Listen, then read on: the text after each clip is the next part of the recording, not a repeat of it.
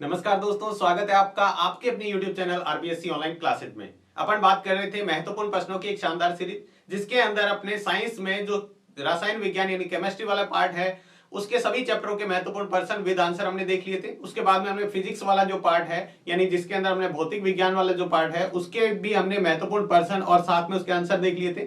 अब हमारे कुछ जनरल साइंस के जो चैप्टर हैं, जो 14 नंबर, 15 नंबर और 16 नंबर जो चैप्टर हैं, उसके हम महत्वपूर्ण प्रश्न देखते हैं, एक एक पर्सन और साथ में उसके आंसर भी। तो आज हमारा जो 14 नंबर चैप्टर है उसके बाद बात करेंगे जो ऊर्जा के स्रोत हैं उसके बारे में। 4 नंबर का ये चैप्टर है आपके ब्लूप्रिंट के हिसाब से, जिसमें एक ऑब्जेक्टिव टाइप पर्सन, एक अति लघुत्तरात्मक और एक 2 नंबर का पर्सन। बहुत छोटा सा और बहुत इजी सा चैप्टर है, अपन इसको आसानी से कर पाएंगे। अगर आप इस वीडियो को आसानी पूरा ध्यान से देखते हो तो निश्चित तौर पे आप एग्जाम के अंदर इस आने वाले इस चैप्टर के क्वेश्चन को आसानी से सॉल्व कर पाएंगे। तो देखिएगा, हमारा जो चैप्टर है ये एक तरह से जनरल साइंस से जुड़ा हुआ है, तो नॉर्मल हमारी जो लाइफ है उससे जुड़ा हुआ है। तो आप इसका आंसर अपने शब्दों में भी दे सकते हैं, लेकिन कुछ एक हमारे जो फैक्ट हैं जिसमें ऑब्जेक्टिव टाइप या अति लघुत्तरात्मक पर्सन है उसमें हमें कुछ फैक्ट या कुछ बातें जो तथ्य है वो हमें ध्यान में रखने हैं। तो चलिए बात करते हैं हमारे चैप्टर की। पहले हम बात करते हैं ऑब्जेक्टिव टाइप क्वेश्चन से। सबसे पहला हमारा क्वेश्चन है जो है जिसके अंदर आपको ये दिया हुआ है ऑब्जेक्टिव टाइप के अंदर, निम्न में से कौन सा नवीकरणीय संसाधन है, कौन सा रिन्यूएबल रिसोर्स है, रिन्यूएबल रिसोर्स कौन सा है उसके बारे में। सौर ऊर्जा यानी सोलर एनर्जी, कोयला यानी कोल, पेट्रोल या फिर प्राकृतिक यानी नेचुरल गैस, कौन सा है जो क्या है रिन्यूएबल यानी वापस से इसको बनाया जा सकता है नवीकरणीय। तो सौर ऊर्जा जो है, सूर्य से मिलने वाली ऊर्जा है, सोलर जो इसको एनर्जी कहते हैं, वो दोबारा से बनाई जा सकती है। दूसरा हमारा प्रश्न है सौर कुकर के लिए कौन सा दर्पण सर्वाधिक उपयुक्त है। सौर कुकर के लिए जो दर्पण है, कौन सा दर्पण काम में लिया जाता है, तो वो होता है अवतल दर्पण। कौन सा होता है, समतल दर्पण काम में लिया जाता है यानी प्लेन मिरर, या फिर उत्तल दर्पण यानी कॉन्वेक्स मिरर, या फिर अवतल दर्पण यानी कॉनकेव मिरर, या फिर हम बात करें उपयुक्त सभी यानी ये सभी।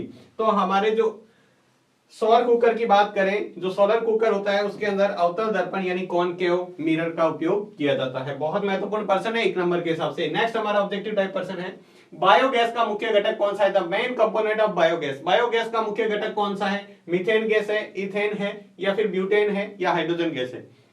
तो इसका जो मुख्य घटक होता है वो होता है मीथेन, यानी 75% लगभग जो बायोगैस होती है उसके अंदर लगभग 75% हमारा मीथेन होता है, मीथेन गैस होती है। मीथेन गैस का सूत्र हम पढ़ के आए हैं पहले, CH4 होता है। क्या होता है, CH4, जो हमारे चौथे चैप्टर में है। इसके बाद में हमारा अगला है नाभिकीय ऊर्जा प्राप्त करने हेतु आवश्यक है। नाभिकीय ऊर्जा प्राप्त करने के लिए कौन आवश्यक है, it is necessary to obtain nuclear energy. Nuclear energy के लिए कौन सा जरूरी है, सिलिकॉन या क्रोमियम या फिर यूरेनियम या एल्यूमिनियम। तो हम देखते हैं कि जो भारी नाभिक हल्के नाभिकों में टूटता है, ठीक है, वो क्या होता है, उससे हम जो एनर्जी बनती है उसको हम नाभिकीय ऊर्जा कहते हैं। तो यूरेनियम एक भारी नाभिक है, ठीक है, भारी परमाणु है, जिससे जो टूटने से क्या होती है, ऊर्जा बनती है, उसको हम क्या कहते हैं, नाभिकीय ऊर्जा कहते हैं यहाँ पे। तो यहाँ पर कौन सा है, यूरेनियम। देखो नाभिकीय ऊर्जा यूरेनियम, प्लूटोनियम और थोरियम, 3 ऐसे तत्व हैं जो भारी तत्व है जिनसे क्या किया जाता है, नाभिकीय ऊर्जा प्राप्त की जाती है। ये भी हमारे एग्जाम में पूछा जा सकता है, ठीक है, तो ये हमें ध्यान रखना है। अगला है वे पदार्थ जो जैव प्रक्रम द्वारा अपघटित हो जाते हैं उन्हें वो कहलाते हैं। What are the substances which get decomposed by the biological process called? उनको क्या कहते हैं जो बायोलॉजिकल प्रोसेस से क्या हो जाते हैं, डिकम्पोज हो जाते हैं। अनवीकरणीय,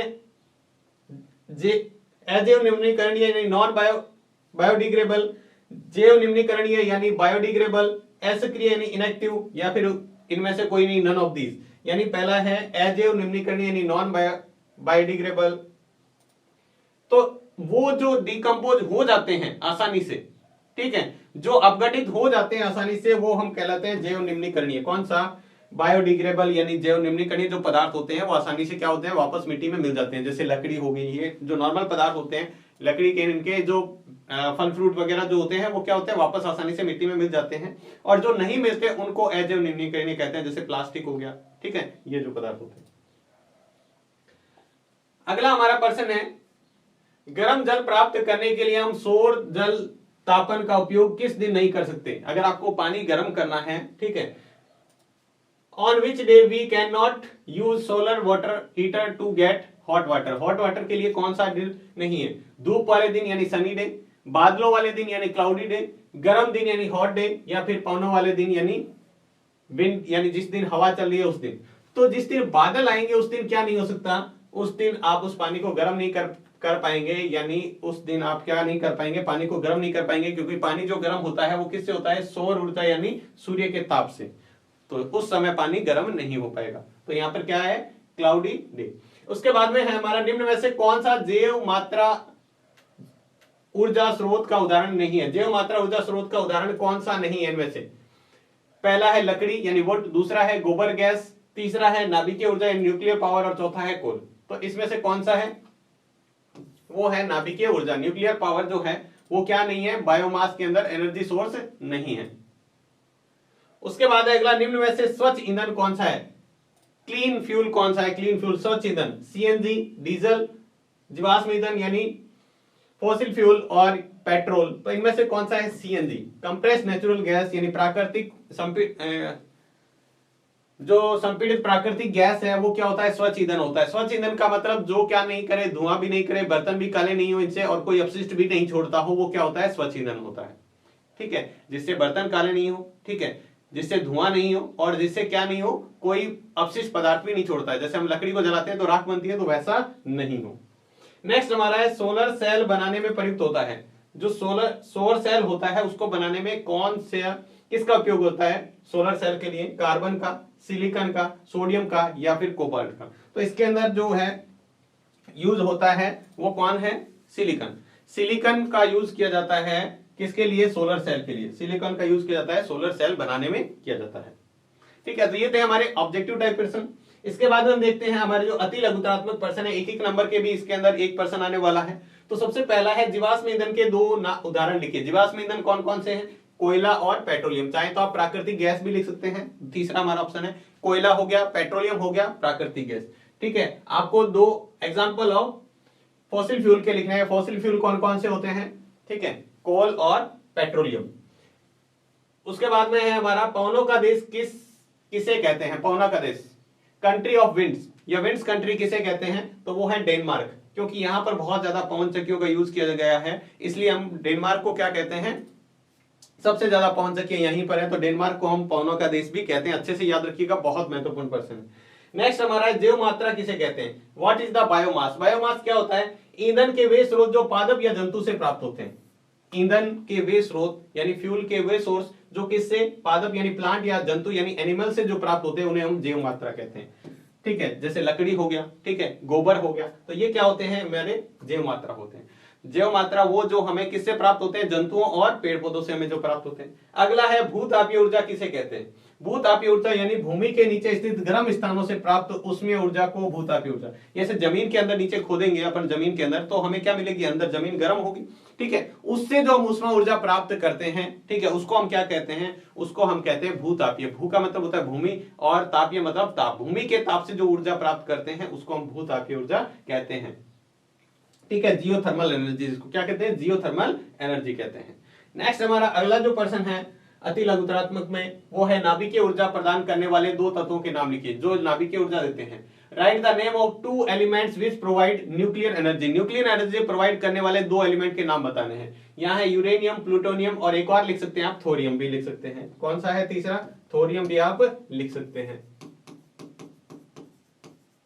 यूरेनियम, प्लूटोनियम और थोरियम, तीनों में से तीनों भी पूछा जा सकता है, एक भी पूछा जा सकता है, दो भी पूछा जा सकता है, आपको तीनों याद रखने हैं।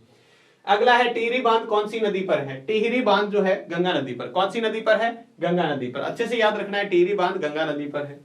उसके बाद में सरदार सरोवर बांध कौन सी है? नर्मदा नदी पर। टिहरी बांध गंगा नदी पर है, सरदार सरोवर बांध कौन सी नदी पर है? वो है नर्मदा नदी पर। Tehri dam is situated on which river? तो गंगा नदी याद रखना है। Sardar Sarovar dam is situated on which river? तो सरदार सरोवर कौन सी रिवर पर है? नर्मदा रिवर पर। नेक्स्ट हमारा अति लघुत्तरात्मक प्रश्न है किन्हीं दो नवीकरणीय ऊर्जा स्रोतों के नाम लिखिए। नवीकरणीय मतलब जिसको दोबारा से बनाया जा सकता है, दोबारा से यूज किया जा सकता है, वो नवीकरणीय होते हैं। ठीक है, रिन्यूएबल जिसको एनर्जी सोर्स कहते हैं, वो कौन कौन से? तो सौर ऊर्जा, थर्मल एनर्जी, और लिखते हैं पवन ऊर्जा यानी विंड एनर्जी। ठीक है, सौर ऊर्जा और पवन ऊर्जा, थर्मल एनर्जी और विंड एनर्जी, दोनों ही आप ऑप्शन में लिख सकते हो, दोनों ही एक तरह के हैं। ठीक है, और भी आप लिख सकते हो अपने अनुसार। ठीक है, तो इसके अनुसार ये जो प्रश्न है ये हमारे महत्वपूर्ण अति लघुत्तरात्मक प्रश्न है। आप इनको अच्छे से तैयार कीजिएगा, बहुत इजी प्रश्न है ये, इसमें ज्यादा समझाने वाली बात ही नहीं है, आप आसानी से इसको समझ भी रहे होंगे साथ साथ में।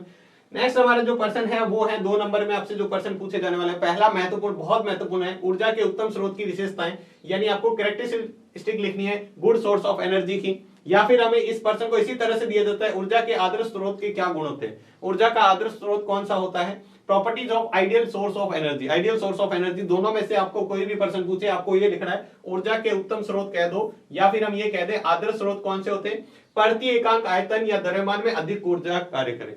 यानी प्रति एकांक मतलब हम सिंपल सा एग्जांपल लेते हैं, जैसे आपको 1 किलो लकड़ी जलानी है और 1 किलो ही आप सीएनजी जो गैस सिलेंडर आता है उसकी 1 किलो हमने गैस ली, दोनों में से कौन सा ज्यादा ऊर्जा देगा, मतलब कौन ज्यादा हमें क्या है आग जलाएगा। तो आपको पता है नॉर्मल सी गैस होती है, ठीक है, गैस हमें क्या करती है, ज्यादा देर तक एनर्जी देती है, ज्यादा एनर्जी देती है, तो वो अच्छा हो गया, लकड़ी कम होगी। तो उसी तरह से एकांक आयतन कह दो या द्रव्यमान में अधिक ऊर्जा मिलनी चाहिए। दूसरा, आसानी से उपलब्ध भी होना चाहिए, ऐसा नहीं हो कि उपलब्धि नहीं हो तो फिर कैसे हो, हमारे लिए क्या हुआ, अच्छा स्रोत हुआ, उत्तम यानी अच्छा स्रोत। तीसरा है आसानी से उपलब्ध हो, ठीक है, और अगला है भंडारण तथा परिवहन आसान हो, जिसका भंडारण और परिवहन मतलब जिसको क्या किया जा सकते हैं, लाने ले जाने में आसान हो और घर पे स्टोर करने में भी, जहां पर भी आपको यूज करना है वहां पर स्टोर करके भी आप आसानी से रख सको। सबसे इंपॉर्टेंट है सस्ता भी होना चाहिए। हम सबसे पहले क्या देखते हैं, सस्ता। तो जिसके अंदर ये सारे गुण होते हैं वो हमारा अच्छा कह दो या उत्तम स्रोत कह दो, वो होते हैं। एकांक आयतन में अधिक ऊर्जा मिले, दूसरा क्या आसानी से उपलब्ध हो, तीसरा भंडारण और परिवहन आसानी से, और चौथा सस्ता होना चाहिए। क्या होना चाहिए, सस्ता भी होना चाहिए। अगला हमारा जो प्रश्न है वो है ऊर्जा के नवीकरणीय स्रोत और अनवीकरणीय स्रोत की परिभाषा लिखिए। बहुत महत्वपूर्ण प्रश्न है, बहुत ज्यादा महत्वपूर्ण, ठीक है। नवीकरणीय, definition of renewable and source and non renewable source, दोनों की आपको डेफिनेशन लिखनी है। तो सिंपल सी, बहुत ही आसान सी परिभाषा। देखो, नवीकरणीय स्रोत कौन से होते हैं, वे स्रोत जिनका निर्माण या प्रयोग हम दोबारा कर सकते हैं, जिसको दोबारा से यूज किया जा सकता है, जिनको दोबारा से बनाया जा सकता है, वो हमारे कौन से होते हैं, वो नवीकरणीय संसाधन होते हैं। जैसे सौर ऊर्जा, सौर ऊर्जा को आप बार बार यूज करते रहो, बनती रहेगी, सौर प्लेट लगा दो उससे बार बार ऊर्जा। या फिर पवन ऊर्जा, जब तक हवा चलती रहेगी बार बार और हमारी पवन चक्की जो है वो घूमती रहेगी और उससे ऊर्जा मिलती रहेगी। तो वे स्रोत जिनको दोबारा बनाया जा सकता है, दोबारा उपयोग किया जा सकता है, वे होते हैं नवीकरणीय संसाधन। अनवीकरणीय संसाधन कौन से होते हैं, जिनका निर्माण या प्रयोग दोबारा नहीं किया जा सकता, जिनको दोबारा नहीं बनाया जा सकता, जिनका प्रयोग आप दोबारा नहीं कर सकते, एक बार आपने प्रयोग कर लिया फिर दोबारा नहीं कर सकते। जैसे पेट्रोल, गाड़ी में आपने पेट्रोल जला के उस पेट्रोल को जला दिया तो दोबारा से आप उस पेट्रोल को यूज नहीं कर सकते, एक बार वो जल गया तो वो जल गया, ठीक है। जैसे लकड़ी को जलाते हैं, ठीक है, प्राकृतिक गैस है, प्राकृतिक गैस को आपने एक बार जला दिया तो फिर आप दोबारा से उसका यूज नहीं कर सकते। तो वे स्रोत जिनका निर्माण और प्रयोग दोबारा नहीं किया जा सकता, जिनकी मात्रा पूरी धरती पर सीमित है, उनको हम कौन से कहते हैं, अनवीकरणीय स्रोत कहते हैं। कौन से, अनवीकरणीय स्रोत, ठीक है। अगला हमारा प्रश्न है जीवाश्म ईंधन ऊर्जा की किस प्रकार के स्रोत है, किन्हीं 2 जीवाश्म ईंधनों के नाम लिखिए। ये तो हालांकि हम प्रश्न आगे करके आए हैं, लेकिन फिर भी आपको इस तरह से पूछा जा सकता है, What type of energy source of fuel, fossil fuel? Write the name of any two fossil fuel. आपको ये बताना है fossil fuel जो है किस टाइप का एनर्जी सोर्स है और कोई 2 इसके नाम बताने हैं। तो सबसे पहले हम बात करते हैं जीवाश्म ईंधन जो है अनवीकरणीय संसाधन है, मतलब ये इसकी मात्रा पूरी धरती पर सीमित है। जैसे कोयला हो गया, पेट्रोल हो गया, जमीन के अंदर इनकी मात्रा सीमित है, एक ना एक दिन ये क्या हो जाएंगे, समाप्त हो जाएंगे, ठीक है। उसके बाद में हम बात करते हैं जीवाश्म ईंधन के 2 उदाहरण, जैसे कोयला हो गया, पेट्रोलियम हो गया, प्राकृतिक गैस हो गया, तो आप इसके 2 नाम लिख सकते हो। अनवीकरणीय संसाधन है, ये ध्यान रखना, नॉन रिन्यूएबल रिसोर्सेज हैं। कौन से, फॉसिल फ्यूल जो है नॉन रिन्यूएबल, दोबारा से इनको बनाया नहीं जा सकता है, या दोबारा से बनने में इसको करोड़ों लाखों वर्ष लग जाते हैं, ठीक है। तो ये हमें इसे ध्यान रखना है। नेक्स्ट हमारा जो अगला अंतिम 2 प्रश्न है वो ये है, जीवाश्म ईंधन की क्या हानियां हैं, जो disadvantage of fossil fuel. Fossil fuel की डिसएडवांटेज क्या क्या है। सबसे पहला, अब नॉर्मली अब लिख सकते हैं, जो जीवाश्म ईंधन को जलाएंगे, चाहे कोयला हो, पेट्रोलियम हो, इनको हम जलाएंगे तो क्या होगा, सबसे पहला इसकी मात्रा सीमित है, पृथ्वी पर इसकी मात्रा सीमित है, ये खत्म हो जाएंगे। अगर ज्यादा यूज करेंगे तो ये निश्चित है कि खत्म होने ही एक दिन तो ये खत्म हो जाएंगे। दूसरा क्या, इनको जलाने से आपको पता है धुआं होता है, मतलब प्रदूषण होता है। इनको जलाने से क्या होता है, प्रदूषण होता है, और उस प्रदूषण जो बाद में वायुमंडल में मिलता है, और फिर जो बरसात होती है, ज्यादा जितना वायुमंडल प्रदूषित हो गया उससे जो बरसात होती है वो अम्लीय वर्षा भी इसी के कारण होती है। तो 3 हमें पॉइंट याद रखने हैं, जीवाश्म ईंधन की हानियां क्या क्या है। पहला, इनकी मात्रा पृथ्वी पर क्या है, सीमित है। दूसरा क्या है, इनको जलाने से प्रदूषण होता है। और तीसरा, अम्लीय वर्षा का भी कारण ये बनते हैं। तो ये सिंपल सा जीवाश्म ईंधन की हानियां क्या है। और अगला हमारा एक और 5वां लास्ट इंपॉर्टेंट प्रश्न है, सौर कुकर जो है उसका उपयोग के से एक लाभ और एक हानि। सौर कुकर जो है, ठीक है, जिसको हम सोलर कुकर कहते हैं, उसकी एक एडवांटेज और एक डिसएडवांटेज आपको बतानी है। तो पहले देखते हैं, नॉर्मली अब पता है एडवांटेज क्या है, इससे किसी भी प्रकार का प्रदूषण नहीं होता, इसको जलाने के लिए किसी तरह के हमें क्या है, ईंधन की जरूरत नहीं है तो किसी प्रकार का प्रदूषण नहीं होता है, तो ये हमारा उपयोग हो गया। सौर कुकर को के उपयोग से होने वाला लाभ, इससे पर्यावरण प्रदूषण नहीं होता है। और इससे हानि क्या है, इस पर जो खाना बनाते हैं उस खाना बनाने में समय बहुत लगता है, समय क्या होता है, ज्यादा लगता है। नॉर्मल हम जो घर में गैस पे, इस पे जो चूल्हे पे खाना बनाते हैं उससे बहुत ज्यादा समय लगता है, ठीक है। तो ये इसकी क्या होगी, हानि होगी। तो ये सिंपल से क्वेश्चन है आपके 14 नंबर चैप्टर के, बहुत आसान सा चैप्टर है। आप इन प्रश्नों को एक दो बार अच्छा दोबारा से रिवाइज करेंगे तो मेरे को नहीं लगता कि आपको इसको रटने की जरूरत पड़ेगी या बहुत ज्यादा समय देने की जरूरत पड़ेगी। आप इन प्रश्नों को अच्छे से अध्ययन कर लेंगे तब भी आप इस चैप्टर में बहुत अच्छे अंक ला सकते हैं। इसी तरह के बाकी जो चैप्टर हमने किए उनको भी आपने अच्छी तरह से किया तो पूरी साइंस में भी आप बहुत अच्छे अंक ला सकते हैं। फिर से आपको कह रहे हैं, अगर आपका टारगेट बड़ा है तो फिर आपको चैप्टर को पूरा बहुत ही अच्छी तरीके से कवर करना है ताकि आपका टारगेट 95 या 100 आउट ऑफ 100 है तो उसको अचीव कर पाओ। तो आज की वीडियो में बस इतना ही, मिलते हैं नेक्स्ट वीडियो में नेक्स्ट चैप्टर के महत्वपूर्ण प्रश्नों के साथ। तब तक के लिए धन्यवाद।